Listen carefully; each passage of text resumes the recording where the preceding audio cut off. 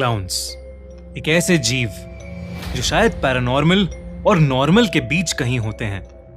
कई लोगों को भूत प्रेत और आत्माओं से शायद इतना डर नहीं लगता जितना एक क्लाउन से लगता है।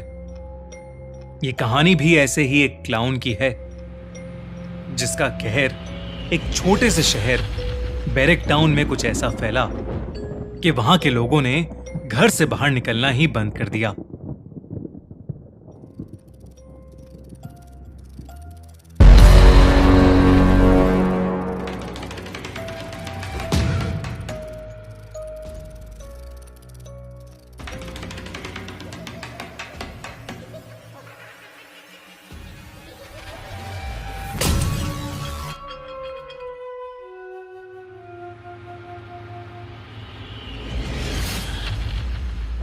आज एना का बर्थडे है। वो पूरे 13 साल की हो गई है। उसके बर्थडे पर उसकी मॉम मेगन और डैड स्टीव ने पूरा घर सजाया है, पर एना ने सुबह से अपना कमरा ही नहीं खोला। एना, ओपन द डोर बेटा। देखो, तुम्हारे पापा और मैंने तुम्हारे बर्थडे के लिए पूरा घर डेकोरेट किया है। एना, जिद नहीं करते, जल्दी से बाहर आओ। अब अपनी मॉम को परेशान मत करो। मेगन और स्टीव के कई बार बुलाने पर भी कोई जवाब नहीं आया। अंदर से बस सिसकियों की आवाज आ रही थी। वो आवाज सुनकर एना के पेरेंट्स थोड़े परेशान हो गए। उन्होंने फिर से एक बार एना को दरवाजा खोलने के लिए कहा तो एना उन पर चिल्ला पड़ी, बस करो, प्लीज बस करो। पर एना बेटा, क्या हुआ? जो कुछ भी हुआ है तुम दोनों की वजह से हुआ है। अब मैं जहाँ पहुंच गई हूँ वहां से वापस नहीं आ सकती। मुझे अकेला छोड़ दो, जाओ। एना अपने घर वालों पर चिल्लाते चिल्लाते रो पड़ी। उसके बेड पर उसके पास ही एक डॉल पड़ी थी, एक क्लाउन की डॉल। उसने उस डॉल को उठाया और रोते रोते गले से लगा लिया। लेकिन आज जो हो रहा था वो पहली बार नहीं था। एना वैसे तो बहुत ही हंसमुख और खुश मिजाज किस्म की लड़की थी, पर करीब 3 महीने पहले जब उसे पार्क में खेलते हुए वो क्लाउन डॉल मिली थी, तब से वो दिन ब दिन अजीब होती जा रही थी। लोगों से ठीक से बात ना करना, अपने पेरेंट्स पर चिल्लाना और अपने रूम में घंटों घंटों तक खुद को लॉक कर देना। एना ने अपने सभी दोस्तों से बात करना भी छोड़ दिया था। वो बस पूरे टाइम अपनी क्लाउन डॉल से ही खेलती रहती थी। पहले तो एना के पेरेंट्स को लगा कि शायद बच्चों के अंदर टीनेज की उम्र में ऐसे बिहेवियर चेंजेस या बदलाव आते ही हैं। लेकिन अब सिचुएशन थोड़ी ज्यादा आगे बढ़ रही थी। एना के ऐसे बुरी तरह चिल्लाने के बाद एना की मॉम मेघन के भी आंसू आ गए थे।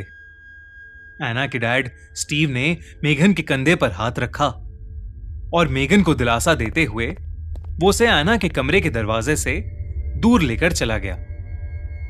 लेकिन एना के साथ अंदर कोई और भी था।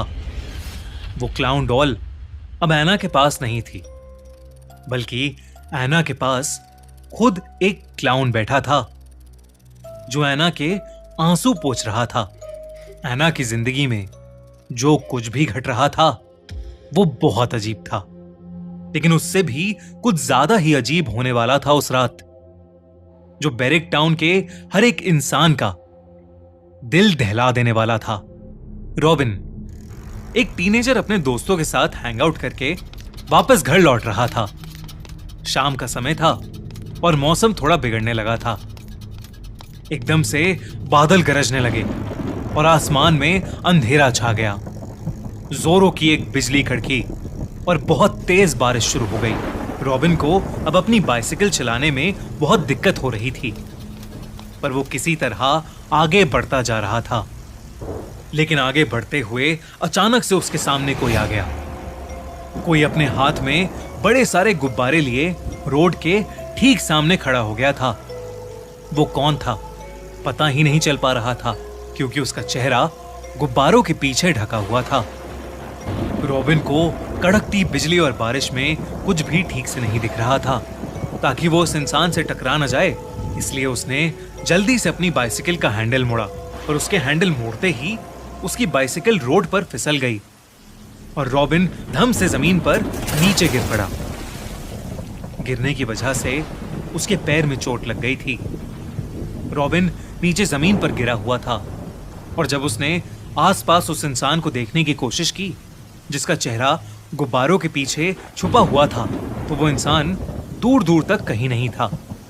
फिर अचानक बिजली कड़की और वो आदमी रॉबिन के ठीक सामने आ गया। Hello, surprise surprise. रॉबिन के सामने कोई और नहीं बल्कि एक भयानक दिखने वाला क्लाउन खड़ा था, जिसे देखते ही रॉबिन कांप उठा। लेकिन इससे पहले कि वो कुछ कर पाता या कुछ कह पाता,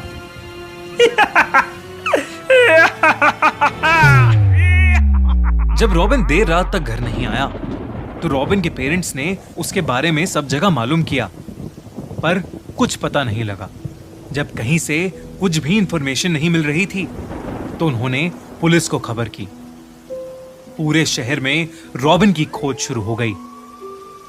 छानबीन के दौरान एक पुलिस कार उसी रोड से गुजर रही थी जिस पर रॉबिन कुछ देर पहले अपनी बाइसिकल से गिरा था। वो पुलिस कार एक जगह आकर रुकी। वहीं पास में रॉबिन की बाइसिकल भी गिरी पड़ी थी। उस कार में से 2 ऑफिसर्स उतरकर रोड के दूसरी तरफ के एक पेड़ को देखने लगे। दोनों के चेहरे का रंग पीला पड़ गया था। जल्दी से सर को फोन लगा।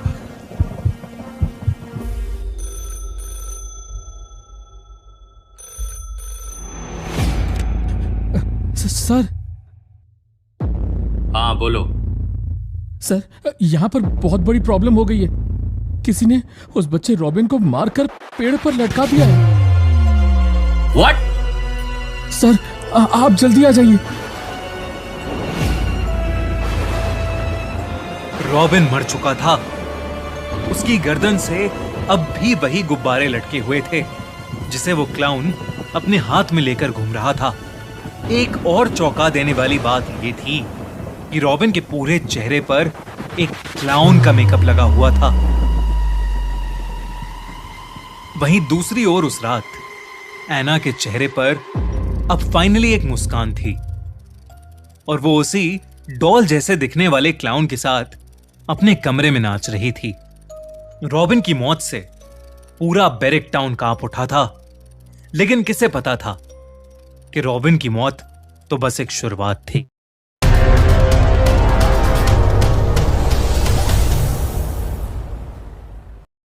क्या हुआ उस शाम रॉबिन के साथ? कौन है वो क्लाउन और क्या सच में उसी क्लाउन ने रॉबिन को मारा है या इसके पीछे कुछ और राज है? एना को भी एक अजीब सा क्लाउन दिख रहा है। क्या वो मेंटली अनस्टेबल हो गई है और हेलुसिनेट कर रही है, या उस क्लाउन डॉल में कुछ पैरानॉर्मल छुपा है? ये सब जानने के लिए चेक आउट द क्लाउन का दूसरा एपिसोड। और गाइज, अगर ये एपिसोड पसंद आया है तो इस वीडियो को लाइक करो, सब लोगों से शेयर करो और कमेंट्स में हमें बताओ कि आपको इस एपिसोड में सबसे अच्छी चीज क्या लगी।